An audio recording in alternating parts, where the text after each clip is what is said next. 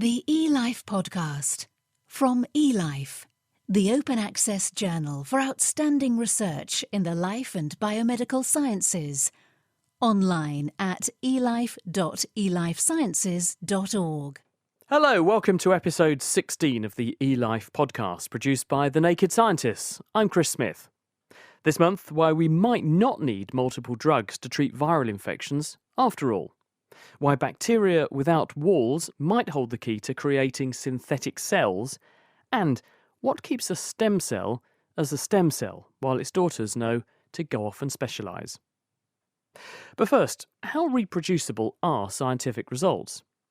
In 2012, the research world was rocked when scientists at Amgen announced that they'd been unable to repeat 47 out of 53 landmark publications that they'd picked out as promising avenues for the development of new therapeutics. Now, eLife is supporting an initiative called the Reproducibility Project Cancer Biology, which is a collaboration between the Centre for Open Science and the Science Exchange to independently replicate selected results from 50 leading cancer biology papers. The aim isn't to conduct a witch hunt, but instead to identify the factors that might influence reproducibility more generally, as Tim Errington explains.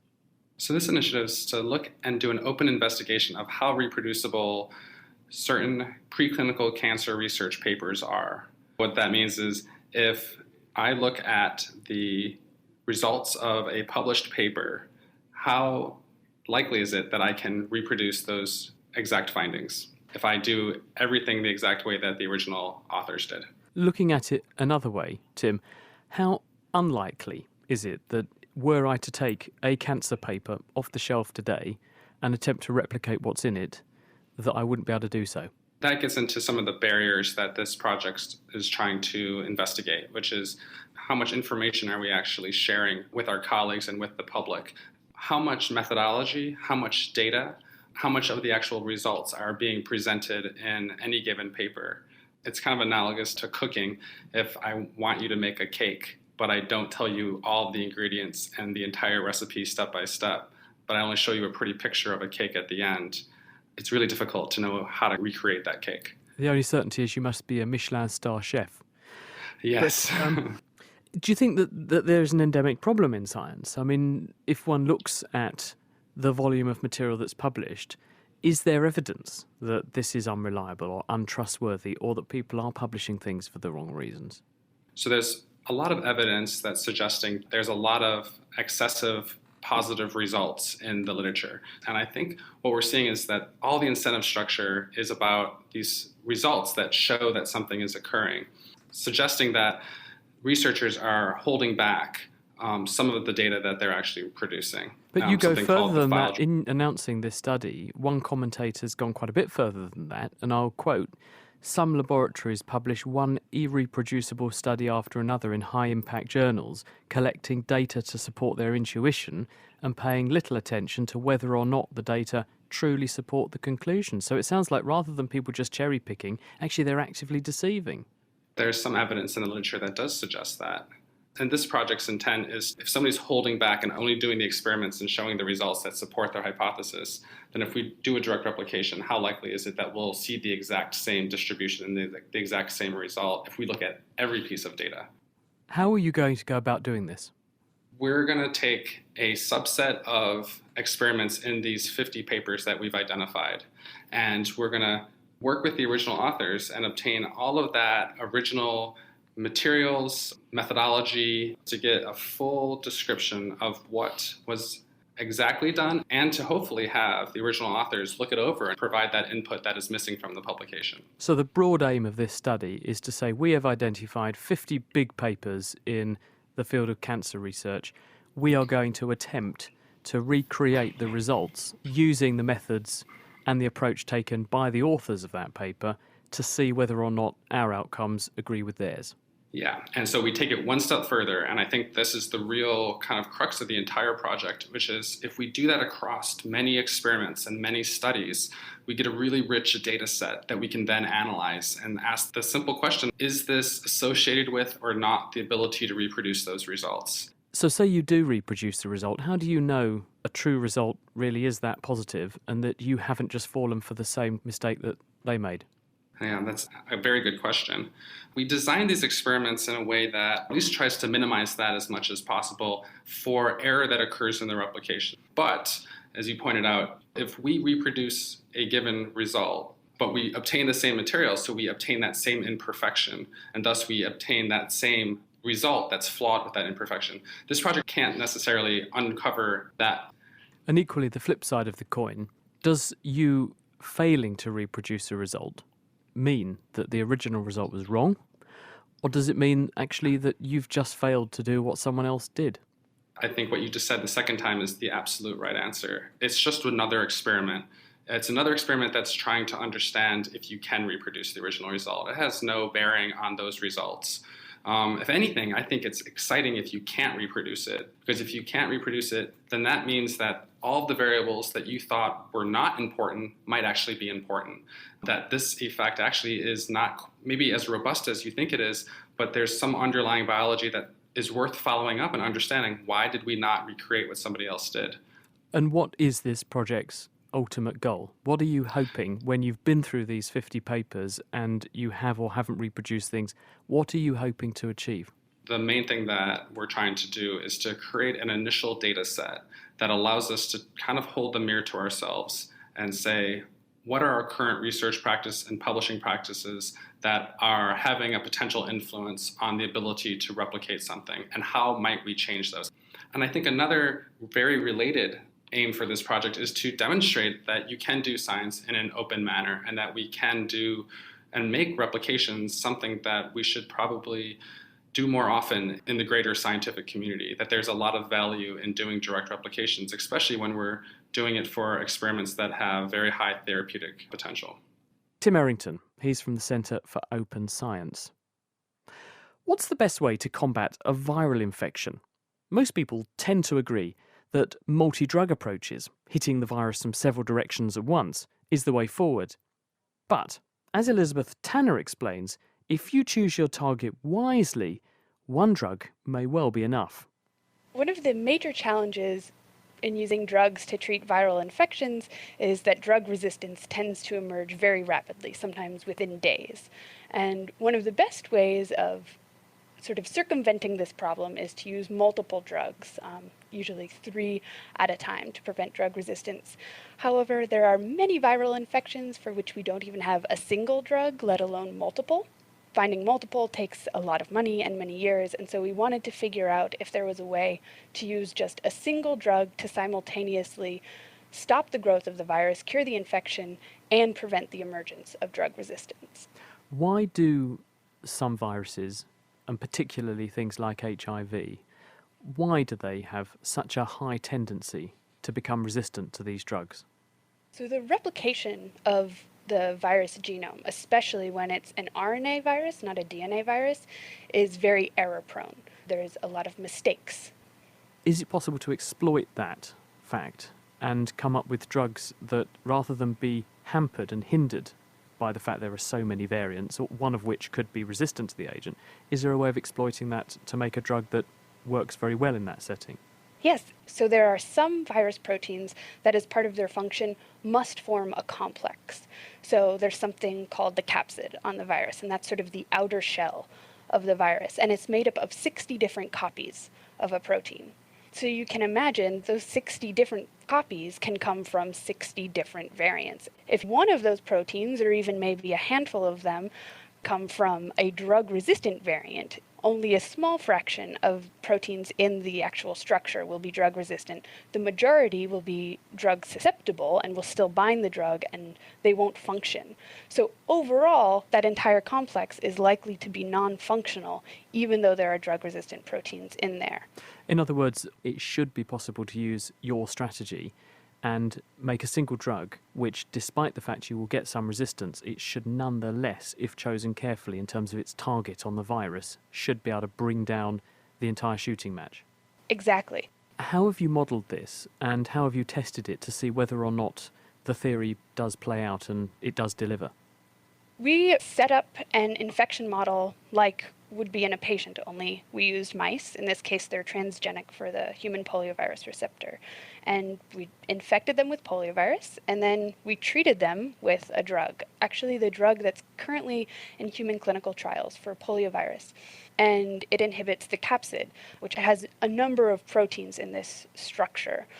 And when we treated them with the drug, we were looking to see if over a number of days we could see drug-resistant virus emerging from the infection. With the capsid inhibitor, even up to 7 days, drug-resistant virus never emerged, compared to a control drug that we didn't think would work in this way. In that case, by 4 days, we could see a significant increase in the amount of virus that's resistant to that other drug. Do you nonetheless think that there's a risk of getting some kind of compensatory mutations where, given enough time, the virus will evolve some kind of novel effector mechanism which would in some way thwart the blockade of your drug? Yes, that's theoretically very possible. For example, if there was a way for the drug-resistant variant to only form a complex with other proteins from its own type, so drug-resistant proteins only associate with other drug-resistant proteins, then yes, it can escape. But that would have to happen independent of the mutation to also make it resistant. So it's sort of like having multiple drug therapy, because the virus will have to simultaneously gain 2 new abilities. 1, it will have to become resistant to the drug, and 2, it will have to be able to identify only other proteins like it. Are these results therefore generalizable more broadly, not just polio, but many other agents? Could we extrapolate this and take the modus operandi that you have disclosed, showing that this is achievable, and say, right, if we know what the sort of target is in the virus that we're looking for, we can go and find something similar across the board in different agents, and that's the one to go for, and we can have monodrug therapy? Yes. Other people in the Kierkegaard lab are actually working on other viruses and actually totally different targets. Someone's working on hepatitis C and someone else is working on dengue virus, and they have very, very promising results that you can extrapolate to those viruses. Elizabeth Tanner from the Gladstone Institute. Many bacteria are clad in a tough cell wall that provides protection and also stops the cell from bursting through osmosis. The cell wall is also critical for bacteria to divide correctly, or at least that's what we thought, because now Newcastle scientist Jeff Errington has found that by growing bugs in antibiotics for an extended period and then deleting a small clutch of genes, it's possible to produce strains called L forms that lack a cell wall but can, critically, still reproduce, albeit very slowly. This could be the way their ancestors did it early in evolution. But here in the present, it could now hold the key to producing self-replicating synthetic cells. The cell wall is incredibly important for bacteria, and one of the things that it does is to protect the cell from bursting due to the osmotic pressure inside the cell, which pushes out on the cell membrane. So normally bacterial cells rely on the wall for survival, and one of the reasons why antibiotics work so well is that they interfere with the synthesis of the cell wall. And under conditions where cell wall isn't formed, the cells basically explode. So we had to establish conditions where we could protect the cells from this sort of explosive event. And what surprised us a little bit to begin with was that these cells that had no cell wall would simply sit there without growing. Were these cells actually viable? Could you tell whether they were alive, or were they just sitting there not doing anything because they were dead? They're actually alive. You can infect them with viruses, for example, and they'll support the growth of those viruses. They simply don't grow. And actually, we don't yet understand why they don't grow, but what we discovered was that if we select for certain mutational events, then the cells will grow. What are the mutations that are necessary to make these bugs propagate then? And how do they make a difference? Well, the key mutation that we discovered led to a single kind of event. They forced the cells to produce excess amounts of cell membrane. So they result in increasing the surface area of the cell relative to its volume. And surprisingly to us, it turned out that that is sufficient for these cell wall deficient bacteria to grow. Do you have any idea why just having an excess of cell membrane would have that dramatic effect? This project has taken us to very interesting places in around various aspects of biology, but also to biophysics. And it turns out that there are biophysicists who are working on trying to mimic how they imagine very primitive cells, back in the early days of life on the planet, would have grown and divided.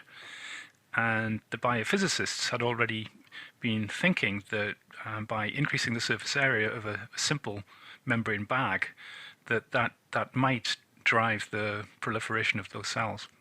That's very surprising, isn't it, that these bacteria should still be able to divide in this way? Because is there not a very highly evolved mechanism which involves various skeletal elements inside the cells that enable the bacteria to make sure that each of the daughters have got copies of the chromosomes and so on? So they must be ditching that mechanism in order to still be able to divide in this L form that you've created.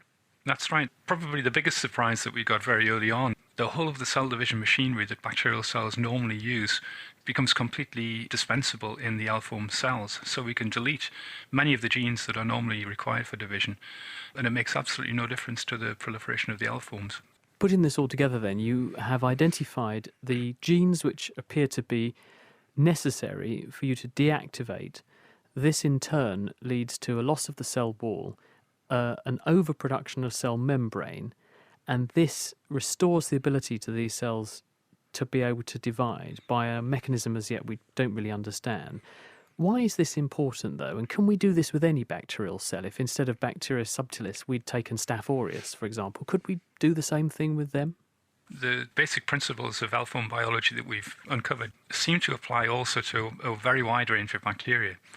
In the new paper, we show that Staphylococcus aureus and E. coli seem to be able to undergo a very similar L-form switch. And all of this is important for several reasons.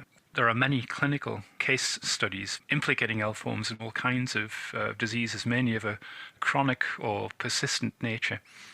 One of the reasons why L-forms might be implicated in those diseases is that antibiotics like penicillins are absolutely ineffective against L-forms. What about another potential implication and perhaps application, which is that we have heard from the same crew, Craig Ventnor, who sequenced the genome in recent years. They're now saying they made semi-synthetic life.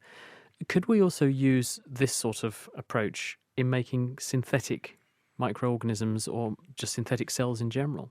We're very excited by the possibility of using what we've learned about L-forms in that sort of context.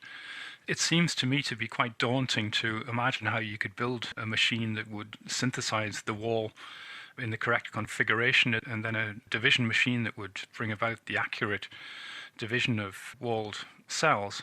But of course, we now know with the L-forms that we can have pretty normal, in a sense, cells growing in the complete absence of the whole cell wall synthetic machinery and the whole of the cell division machinery. So that makes the prospects of generating an artificial cell, I think, rather more straightforward. Jeff Errington from the University of Newcastle. Genes are a precious commodity, and if an organism evolves a genetic recipe that enables it to do something a bit special, other organisms, often through various mechanisms, acquire the same genetic know-how so that they too can benefit. We had thought that this gene swapping occurred mainly between just a few species or close relatives at a time. But now, Vanderbilt scientist Seth Bordenstein has discovered a gene that began life in bacteria infecting viruses and has since been traded right across the tree of life, from archaea to fungi, plants, and even people. So this gene is part of a lysozyme family. Technically, it's called a GH25 muramidase. And it's designed to cut open the cell wall of bacteria, and particularly the main component of the cell wall of bacteria, which is called peptidoglycan. These molecules are actually used by bacteria when they divide. When they make two cells, they've got to cut open their cell wall. But other organisms have hijacked these kinds of molecules to kill bacteria. Viruses will use these types of molecules to break open their bacterial cells that they inhabit. In this case, we ended up finding that the other domains of life, archaea in particular, were using this particular molecule to also kill bacteria. And this is something that hadn't been discovered. Now you've got something of a chicken and egg situation, though, haven't you? Because the big question must be, well, which of these came first? Where did it start? And then where did it get into all these different parts of the tree of life along the evolutionary pathway? What's so clear in our case is that the only archaea that has this particular gene and makes this lysozyme lives at the bottom of the ocean near boiling vents. And no other archaea in the sequence databases have this gene. So it's absolutely clear that this gene was horizontally transferred from bacteria, where the gene is more common, into archaea. And the same thing can be said for the plant version of this gene. There are no other plant genomes in the databases that have this gene. More exciting to us was the fact that we could guess what types of interactions led to the exchange of these genes. So it turns out that bacteria that live with archaea at the bottom of the ocean were the likely source of these genes, and we can show that through sequence comparisons. And soil bacteria were the likely donor to give these genes to plants and fungi. And did the viruses then steal it because they were naturally infecting the bacteria and ended up with those genetic elements finding their way into the virus, and they were a useful effector, so the virus clung onto them? That's probably correct. In the bacterial world, viruses are constantly exchanging DNA with bacteria and vice versa.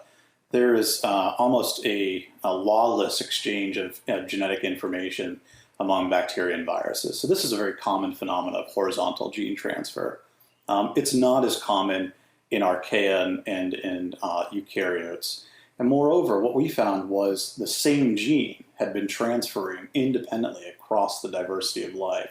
And that's really what's new here, is sort of opening up the limits of horizontal gene transfer. And what are the implications of this? Do you think that this is a lot broader and a lot more common than we had anticipated? And how might this inform our understanding of horizontal gene transfer more broadly?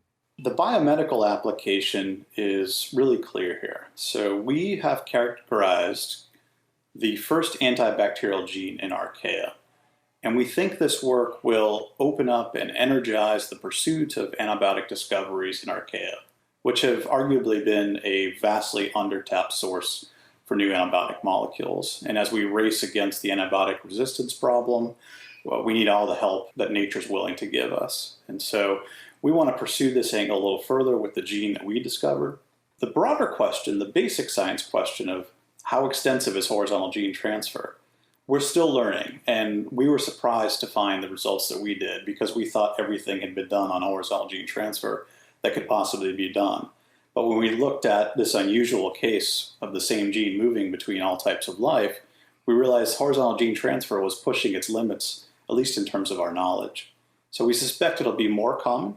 We suspect that antibiotic genes will be commonly transferred among different groups of life because of the universal pressure to deal with bacteria, either holding them at bay or turning them into mutualists or just killing them outright to defend themselves against bacterial pathogens. Seth Bordenstein. A case of fatal attraction now, and a gene that enables a nematode to track down a species of oriental beetle using the beetle's own sex pheromone. Intriguingly, the gene that the nematode uses also protects it from what is otherwise a toxic effect of the pheromone. Jessica Sinkorn-Pumin is at California State University, Northridge. The nematode we study is Pristiacus pacificus, and it's specifically attracted to a sex pheromone released by the beetle called CDTO. We wanted to study how this interaction actually occurs in a genetic level. We know that the chemical is released by the beetle, and the nematode senses it with these neurons that are in their head.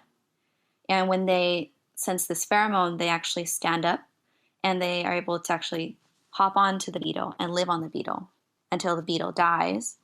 And this is when they actually emerge again and are able to reproduce. The big question then is, well, how are they actually doing that sensing? We don't know. So we tried to identify this gene, and how we did it was, since we know that the nematode is very attracted to the pheromone ZDTO, we did a screen to identify a Pristiacus pacificus nematode that doesn't sense ZDTO specifically. How clever. I'm anticipating then what you're going to say to me is that by looking for a nematode that doesn't do the sensing, you're assuming there must be something missing genetically from that nematode strain, and that if you can find out what's missing, that tells you what the gene is that does the sensing normally. Yes. And I think I want to emphasize that the reason why we did the screen this way is because we want to find a gene that's really responsible for seeking hosts and not a gene responsible for just sensing in general, so that we can study this relationship. And how did you know that that's what you were going to get when you did the study and you weren't just exploring genes that might abolish the behavior in some other way? So we did take the nematode that we study that is missing the attraction to ZDTO and then tested it with all these other pheromones or signals that it's also attracted to. And we found that it's really, really specific to ZDTO. Which tells you that gene must be responsible for picking up that signal. Yes. Did you then do the obvious experiment, which is to take the missing gene from the nematodes that have it, or the gene product, and put it into the one that doesn't, and prove that you can restore that behavior? That's exactly what we did. We made a functional copy of the gene, and this working copy was then injected into the nematode that lacked it. After it grows and produces its eggs, these eggs actually had the gene rescued. Thus proving that it really does work. Yes. Why is this important? Because, yes, it's nice you've got this gene, you've identified how these nematodes track down this beetle target using one of its own pheromones, but what are the implications of this finding, apart from its academic interest? Well, I think, especially since we identified this one gene to do two things, one sense and one protect it from the same attractant, this pheromone, ZDTO, this indicates to us that there are many genes and interactions we still don't even know. And when we understand this interaction much better, we can actually use this information that we know to study how parasites also find their host and use that in maybe agricultural sense and use it to protect agriculture from the harmful effects of these pests. When you say that the gene can protect the nematode from the beetle, explain how that works a bit. Would the pheromone normally be poisonous or in some way destructive to the nematode then? Actually, this is very new to us. We actually didn't expect to find this. So we are really interested to looking into this more. But as we know so far, nematode that doesn't have ZDTO and is exposed to the pheromone gets paralyzed by the pheromone. Do you have any idea how the gene is doing the protection? We think it's a lipid binding protein that actually responds to the pheromone. So we either think it actually carries the pheromone to a receptor that does some downstream effects, either protecting or sensing, since it does two things, or that it actually works in a function of removing the pheromone from the receptor so that it can continually have another pheromone bind the receptor. And we think somehow this binding and the downstream effects is how it will protect or sense the ZDTO. Jessica Sinkhorn-Pumin. Stem cells are what repair and replace tissues as mature cells die or are lost. They do it by dividing in two. But how does one daughter cell know to migrate away and become part of the surrounding tissue, while the other remains as a stem cell? The answer might be to do just with the shape of the cells. Todd Nystall has found that when epithelial cells divide, the daughter is pushed out of the stem cell layer and then develops a bottom, sides, and a top, unlike its parent, which lacks a top. This top might allow the cell to respond to other signals in the local environment, triggering it to move away and specialize.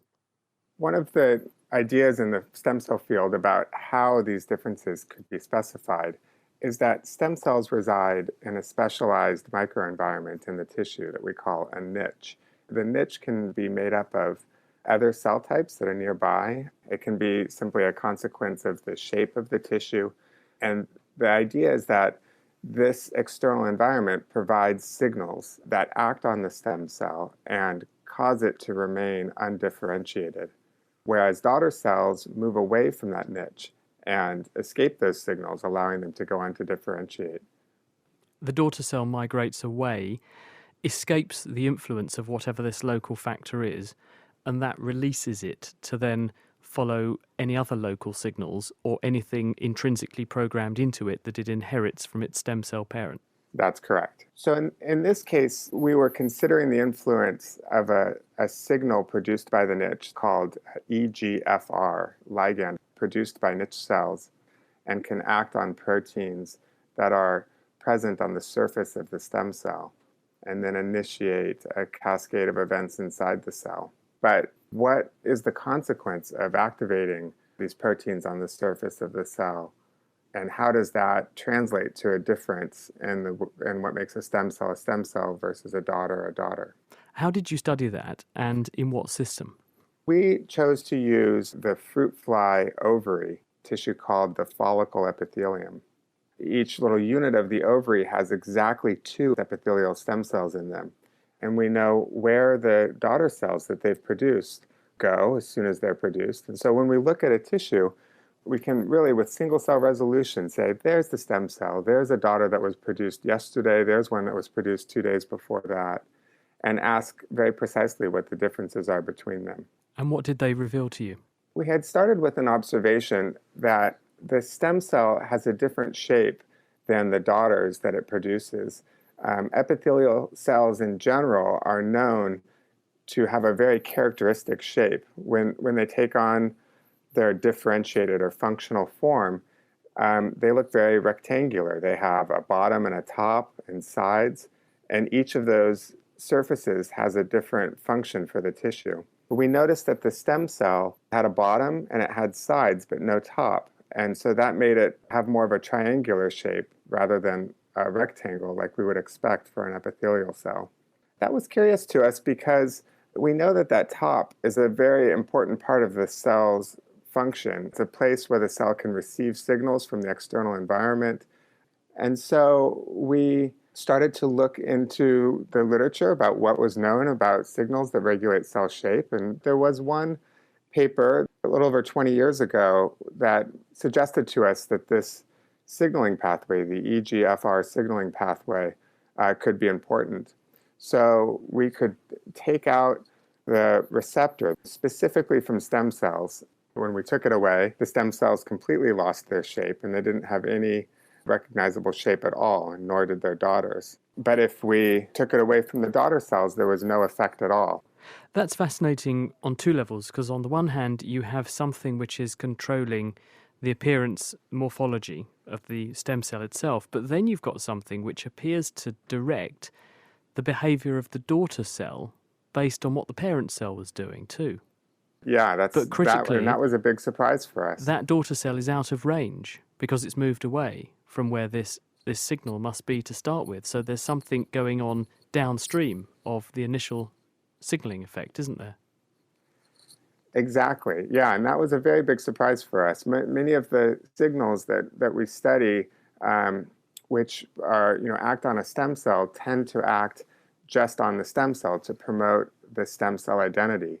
But here we had a signal that was not only promoting the stem-like shape of the stem cell, but also by doing so was setting the stem cell up to produce a daughter cell that would now take on a new shape. And so one way that we're thinking about this is that the development of a top to the cell could allow those daughter cells to interact with other cells in the tissue and receive signals from the tissue that tell them to go on to become a functional cell in the tissue. Whereas stem cells, which lack that top, will not receive those signals and will therefore remain undifferentiated in that way. Todd Neistel from the University of California at San Francisco. And that is it for this month. Don't forget that all of the papers we've been discussing are freely available alongside previous editions of this podcast from eLife's website, which is at elifesciences.org/elife. My name's Chris Smith, and this is a Naked Scientist production. You can find out more about us from our website at nakedscientist.com. I'll be back next month for another look inside eLife. Until then, have a very Merry Christmas. Thank you for listening, and goodbye. The eLife podcast from eLife, the open access journal for outstanding research in the life and biomedical sciences. Online at elife.elifesciences.org.